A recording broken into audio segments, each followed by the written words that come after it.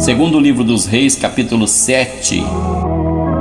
Então disse Eliseu: ouvi a palavra do Senhor. Assim diz o Senhor: amanhã quase a este tempo haverá uma medida de farinha por um siclo e 2 medidas de cevada por um siclo à porta de Samaria. Porém um senhor, em cuja mão o rei se encostava, respondeu ao homem de Deus e disse: eis que ainda que o Senhor fizesse janelas no céu, poder-se-ia fazer isso? E ele disse: eis que o verás com os teus olhos, porém disso não comerás. E 4 homens leprosos estavam à entrada da porta, os quais disseram uns aos outros: para que estaremos nós aqui até morrermos? Se dissermos: entremos na cidade, há fome na cidade, morreremos aí. E se ficarmos aqui, também morreremos. Vamos nós, pois, agora e passemos para o arraial dos sírios. Se nos deixarem viver, viveremos. E se nos matarem, então somente morreremos. E levantaram-se ao crepúsculo para irem ao arraial dos sírios. E chegando à entrada do arraial dos sírios, eis que ali não havia ninguém, porque o Senhor fizera ouvir no arraial dos sírios ruído de carros e ruído de cavalos,